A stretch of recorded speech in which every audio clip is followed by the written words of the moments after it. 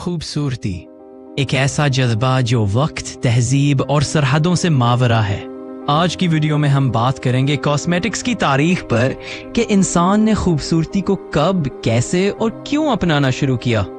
तो आइए वक्त के पर्दे को हटाते हैं और चलते हैं हजारों साल पीछे, जहां खूबसूरती सिर्फ फैशन नहीं बल्कि एक फन, एक अकीदा और एक पहचान थी। सबसे पहले चलते हैं मिस्र की सरजमीन की तरफ।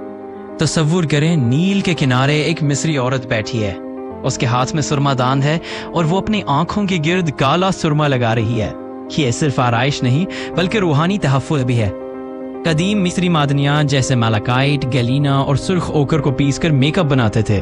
खुशबूदार तेल, गुलाबी गाल और गहरी आंखें, ये सब ताकत, खूबसूरती और अकीदत की अलामत थे।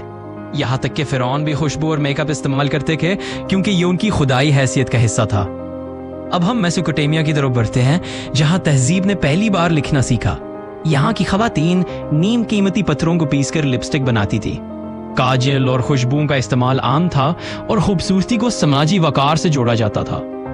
अब हम यूनान और रोम की तरफ चलते हैं। तसव्वुर करें, एक यूनानी औरत आईने के सामने खड़ी है, अपने चेहरे पर सफेद फीता लगा रही है। ये खतरनाक था अगर उस वक्त खूबसूरती की अलामत। रूमी लोग शराब में नहाते, जानवरों की चर्बी से क्रीमें बनाते और खुशबुओं से खुद को महकाते। खूबसूरती सिर्फ ज़ाहिरी नहीं बल्कि तबकाती हैसियत की पहचान थी। रूमी मर्द भी सफाई और खुशबू का खास ख्याल रखते थे। अब हम ईरान की कदीम सल्तनत में दाखिल होते हैं। यहाँ की खवातीन गुलाब के अरक से चेहद होती थीं और ज़ाफ़रान से जल्द को निखारती थीं। ईरानी खुशबू की सनत दुनिया भर में मशहूर थी और कॉस्मेटिक्स को रूहानी समाई का जरिया समझा जाता था। फिर आते हैं मशरिक़ दस्ता और बरसगीर की तरफ। एक दुल्हन अपने हाथों पर मेहंदी लगा रही है। काजल, हल्दी, संदल और गुलास का पानी, ये सब सिर्फ आराइश नहीं बल्कि मोहब्बत, रस्म और शिफा का हिस्सा थे। बरसगीर में खूबसूरती कुदरती अज्जा से जुड़ी थी। हर खुशबू, हर रंग एक कहानी सुनाता था। आयुर्वेदिक तरीकों में नीम, मुल्तानी मिट्टी और तुलसी जैसे अज्जा इस्तेमाल होते थे। अब हम चीन की कदीम तहजीब में दाखिल होते हैं। चीनी खवातीन चेहरे को सफ़ेद करने के लिए चावल का पाउडर इस्तेमाल करती थीं। वो अपने होंठों पर फूलों के रंग पीस कर लगाती थीं और बालों को स्याह रखने के लिए जड़ी बूटियों के तेल इस्तेमाल करती थीं। खूबसूरती यहाँ भी पाकीज़गी और वकार की अलामत थी। जापान में गेशा कल्चर ने खूबसूरती को एक फ़न बना दिया। सफ़ेद चेहरा, सुर्ख होंठ और स्याह आंखें, ये सब एक ख़ास अंदाज में पेश किए जाते थे। चावल का पानी, कीमोफुरु ऑयल और कुदरती पाउडर्स उनके रोज़मर्रा मामूलात का हिस्सा थे। अब हम यूरोप के कुरून वस्ता में दाखिल होते हैं। एक शाही खातून आईने के सामने बैठी है, अपने चेहरे पर सफेद पाउडर लगा रही है। उसकी भनमें गायब हैं और होंठों पर हल्का सा रूज। सफाई का फुकदान था मगर खुशबुओं से माहौल को महकाया जाता। खूबसूरती एक खामोश एहतजाज थी, तबकाती फर्क का इजहार।